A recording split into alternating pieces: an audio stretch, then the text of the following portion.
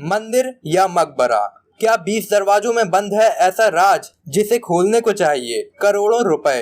Hello दोस्तों, आप देख रहे हैं जागरूक इंडिया यूट्यूब चैनल और आज हम आपको बताने जा रहे हैं ताजमहल का अनसुना और अनदेखा एक राज। और क्या राज है ताजमहल के बंद 20 दरवाजों का।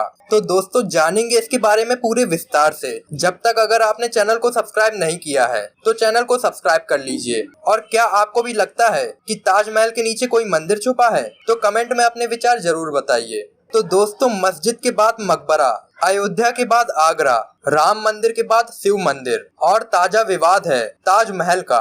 हाल ही में भाजपा के एक कार्यकर्ता डॉक्टर रजनीश ने हाई कोर्ट की लखनऊ बेंच में याचिका दाखिल की है। यह याचिका ताजमहल के शिव मंदिर या तेजो महालय होने का दावा करती है। इस पर आज सुनवाई होनी थी, लेकिन वकीलों की हड़ताल के चलते ये टल गई है।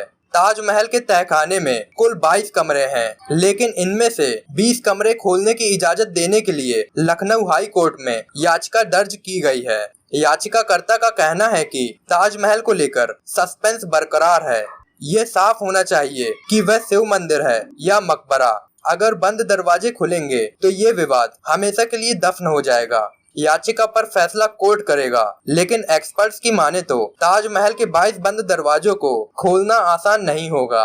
ताजमहल के बंद दरवाजों को खोलने में एक नहीं कई अड़चनें हैं, जिसमें से पहली है वर्ल्ड हेरिटेज का दर्जा रखने वाली इमारत से छेड़छाड़ के लिए चाहिए होंगे करोड़ों रुपए और हाई लेवल एक्सपर्ट्स की कई टीमें। दूसरी वजह ये भी है कि ताजमहल एक वर्ल्ड हेरिटेज मॉन्यूमेंट है, इसलिए यूनेस्को भी इस मामले में दखल देगा। Central studies and heritage management resources peace research institute Ahmedabad में ऑनररी डायरेक्टर देवाशीष नायक कहते हैं, ताजमहल वर्ल्ड हेरिटेज है, ऐसे में उसके ढांचे से छेड़छाड़ करने के लिए यूनेस्को से डिस्कस करना होगा, लॉजिक देना पड़ेगा, उसके बाद ही आप दरवाजे खोल सकते हैं। लेकिन क्या ये संभव है कि अगर कोर्ट एएसआई को दरवाजों को खोलने का निर्देश दे और याचिकाकर्ता का दावा ठीक निकले तो भी ये वर्ल्ड हेरिटेज रहे। वे कहते हैं ये दूर की कौड़ी है, लेकिन अगर हेरिटेज इमारत का ऑब्जेक्टिव चेंज होगा तो यूनेस्को दखल जरूर देगा। उसके बाद वह इस पर फाइनल फैसला लेगा। बीएचयू की हिस्ट्री प्रोफेसर और आर्कियोलॉजिस्ट बिंदा कहती हैं कि ताजमहल का आर्किटेक्चर बेहद अनूठा है। आप देखिए कि उस पर लिखी कुरान की आयतों को आप जिस भी डायरेक्शन से देखें तो वे दिखाई देती हैं। इसका मतलब है कि तब के कारीगरों और एक्सपर्ट्स ने इंसानी विजन को समझकर उसका वैज्ञानिक विश्लेषण करने के बाद आयतें इस ढंग से लिखी होंगी कि दूर से और हर एंगल से वे दिखाई दें। ऐसे में अगर दरवाजे खोलने का निर्णय लिया गया तो पहले बेहद सावधानी और एक्सपर्ट्स की टीम के साथ काम करना होगा। बिंदा के मुताबिक टीम को भी कई स्तरों पर गठन करने की जरूरत होगी। पहली, आर्काइव को खंगालने के लिए, दूसरी, आर्कियोलॉजिकल सर्वे ऑफ इंडिया की टीम और फिर ऐसी टीम भी जो केमिस्ट्री यानी केमिकल्स की जानकार हो। अगर कोई स्ट्रक्चर जरा सा भी क्षतिग्रस्त हुआ तो उसे मेंटेन करना आसान नहीं होगा।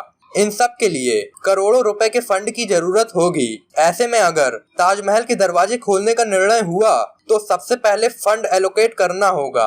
वह कोई छोटा मोटा फंड नहीं होगा।